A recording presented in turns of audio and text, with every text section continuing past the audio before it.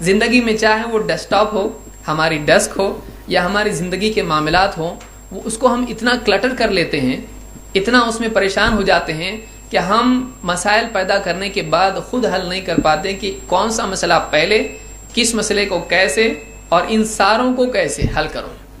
لہٰذا اسلام میں اس بارے میں ہم کو کیا کیا بتایا گیا ہے؟ جیسا کہ میں نے بتایا، زندگی میں انسان کو مسائل آتے رہیں گے، پریشانیاں، مصیبتیں، اور کسی کی جان کا مسئلہ، کسی کا بیماری کا مسئلہ، اس سے آپ بھاگ نہیں سکتے۔ پہلی چیز یہ ایکسیپٹ کر لینا ہے، زندگی میں مسائل آئیں گے، کہیں سے بھی آ سکتا ہے، کبھی بھی آ سکتا ہے۔ مسئلہ آپ سے اپوائنٹمنٹ لے کے نہیں آئے گا، کوئی پرابلم زندگی میں آپ سے اپوائنٹمنٹ لے کے نہیں آئے گا۔ کئی لوگ ہیں جو اچھے خاصے ہوتے ہیں، ہنستے کھیلتے رہتے ہیں، اچانک ڈاکٹر کے پاس جاتے ہیں، یہاں بہت درد ہو رہا ہے، یہاں درد ہو رہا ہے، ڈاکٹر کہتا ہے یہ ٹیسٹ کیجئے، اس کے بعد اچانک کوئی بیماری نکل آتی ہے۔ آپ کے پاس کوئی مسئلہ کبھی بھی آ سکتا ہے، آپ کو اس کے لیے اپنے آپ کو تیار رکھنا ہے۔ جو لوگ مسائل کے لیے پہلے سے اپنے آپ کو ذہنی طور پر تیار کر کے نہیں رکھتے ہیں، اکثر اوقات یہ لوگ اپنا ذہنی بیلنس کھو دیتے ہیں۔ اس لیے ایک آدمی، اسلام میں ہم کو یہ بتایا گیا ہے، تم اس حقیقت کو مان کے چلو کہ دنیا میں تم کو پریشانیاں آنے والی ہیں، تمہارا امتحان ہونے والا ہے۔ تو ہم یہاں پر امتحان کے لیے دنیا میں جمع ہیں، یہ پلانٹ ہمارے لیے امتحان کی جگہ ہے۔ ہاں، یہاں سے جب ہم جائیں گے، وہ جو جگہ ہماری ہوگی وہ جزا کی جگہ ہوگی، یہ عمل کی جگہ ہے، یہ یہاں پر امتحان کی جگہ ہے، نتیجہ آخرت میں آنے والا ہے۔ لہٰذا اپنے آپ کو جو آدمی امتحان کے لیے تیار کر لیتا ہے، وہ آدمی اس امتحان کو پار کرنا اس کے لیے آسان ہو جاتا ہے۔ اچانک اس پر مصیبتیں جب آتی ہیں، وہ ٹوٹ جاتا ہے۔ اللہ تعالیٰ نے قرآن کریم میں فرمایا، کل نفس ذائقۃ الموت، ہر جاندار کو موت کا مزہ چکھنا ہے۔ وَنَبْلُوكُمْ بِالشَّرِّ وَالْخَيْرِ فِتْنَةً، ہم تم کو آزماتے ہیں شر اور خیر کے ذریعے سے امتحان کے طور پر۔ سب سے پہلی چیز یہ جاننا ہے، امتحان میں آدمی کو کرنا کیا ہے۔ دو قسم کے امتحان جیسے کہ ہم نے دیکھا آیت میں، ایک راحت کے ذریعے سے بھی ہوگا، خوشی کے ذریعے سے ہوگا، دنیا میں سب کچھ مل رہا ہے، جیسا دل چاہتا ہے ویسا ہو رہا ہے، یہ بھی امتحان ہے۔ یہ جزا نہیں ہے، یہ ریوارڈ نہیں ہے، دنیا میں یہ بھی خود ایک امتحان ہے۔ اور میں کر رہا کچھ ہوں، ہو رہا کچھ ہے، لوگوں کے ساتھ اچھا کر رہا ہوں، وہ برا سلوک کر رہے ہیں، میں اپلائی کر رہا ہوں، سب کچھ ہے، جاب نہیں مل رہا ہے، میں جو چاہ رہا ہوں وہ نہیں ہو رہا ہے۔ ایک ایسا بھی حال آدمی کے اوپر آتا ہے۔ ان دونوں حالتوں میں آدمی کا ریئیکشن کیا ہونا چاہیے؟ اللہ کے نبی صلی اللہ علیہ وسلم فرماتے ہیں، عجبا لامر المؤمن، مومن کا معاملہ بڑا عجیب ہے۔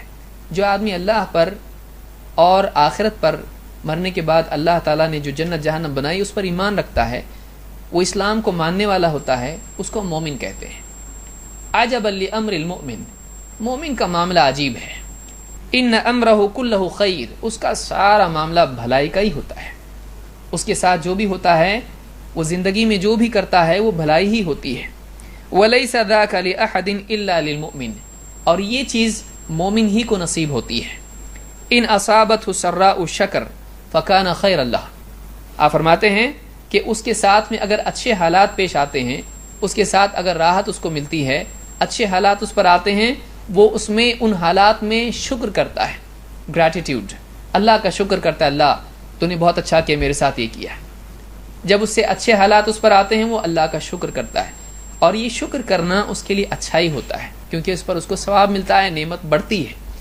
وَإِنْ أَصَابَتْهُ ضَرَّاءُ صَبَرَ فَكَانَ خَيْرًا لَهُ، اور جب اس پر تکلیف اور مصیبت کے حالات آتے ہیں تو وہ صبر کرتا ہے، پیشنس کا طریقہ اختیار کرتا ہے، اور یہ اس کے لیے اچھا ہی ہوتا ہے، کیونکہ صبر پر اللہ کی مدد اس کے ساتھ ہو جاتی ہے، صبر پر اللہ تعالیٰ اس کو اچھا بدلہ دیتا ہے۔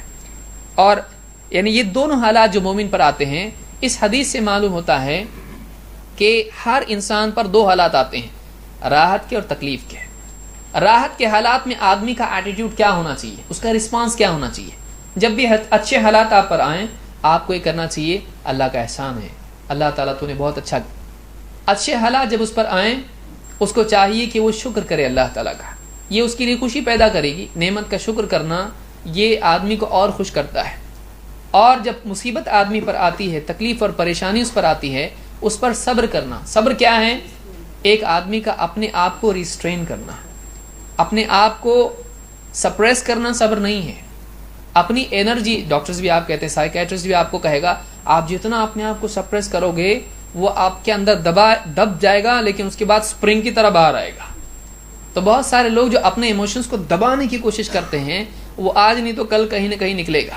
اگر بس سٹاپ پہ نہیں نکلا تو بس میں نکلے گا، اور اگر بس میں نہیں نکلا تو بس سٹاپ پہ نکلے گا، گھر پہ نکلا تو آفس میں نکلے گا. ایسا ہوتا ہے.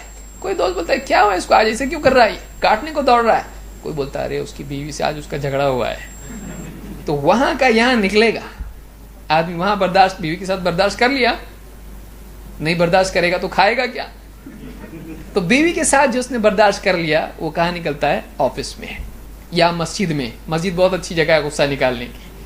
یا آفس میں اگر برداشت کر لیا باس کی تو گھر پہ آ کر بیوی بچوں کی پٹائی کر دیتا ہے. بچے بولتے ہیں ان کو کیا ہوا آج، آتے ہی پٹائی، غلطی پوچھے نہیں، غلطی ہوئی نہیں، کیا ہوا، ذرا سی بات پر دروازہ جلدی کیوں نہیں کھولا، کھولتے ہی پٹائی بچے کی.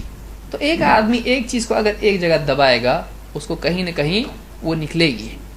آدمی کو اس کو پازیٹیو آؤٹ لیٹ دینا چاہیے، اور یہ تھاٹ پروسیس میں ہی ہوتا ہے. دیکھیے انسان اپنے آخری انالیسس میں تھاٹ ہے، وہ اپنا اس کا وجود کیا ہے، ورنہ ہم سب مٹی کے بنے ہوئے ہیں، لکڑی کے ٹکڑے کی طرح ہیں. لیکن ایک آدمی کو دوسرے آدمی سے الگ کیا کرتا ہے، اس کی اپنی آئیڈینٹی. آپ روزانہ نیند سے بیدار ہوتے ہو، آپ سوچتے ہیں میں کون ہوں، میں ہوں، آپ کو یاد رہتا ہے آپ کون ہیں. تو ایک آدمی کو دوسرے آدمی سے الگ کرنے والی چیز کیا ہے، اس کی اپنی آئیڈینٹی. وہ اپنے آپ کو جانتا ہے، وہ اپنے آپ کو پہچانتا ہے. ساری چیزیں اندر ہوتی ہیں، ساری چیزیں یہاں ہوتی ہیں. آدمی کے دل میں وہ سوچتا ہے اور اپنی زندگی کے بارے میں فیصلے کرتا ہے. اپنے آپ کو قابو کرنا، خوش ہونا، غم ہونا، ان کو کنٹرول کرنا اپنے اندر سیکھتا ہے. یہ پروسیس اگر ہمارا ریکٹیفائی ہو جائے، ہماری زندگی پریشانی میں بھی صحیح چل سکتی ہے، ہماری زندگی پرابلمس میں بھی صحیح چل سکتی ہے. آپ بھیڑ میں چل رہے ہیں، آپ چل رہے ہیں، اگر آپ کے اندر خوشی ہے، اسی بھیڑ میں اسی ٹرین میں آپ ہیں، بہت خوش ہے، مجھ کو آج میری پروموشن ہو گئی ہے. اور اسی ٹرین میں کوئی آدمی ہوتا ہے کہ جو سوچ رہا ہوتا ہے کہ میری آج مجھ کو SMS آیا کہ فلاں کا انتقال ہو گیا، مجھ کو جانا پڑے گا وہاں پہ.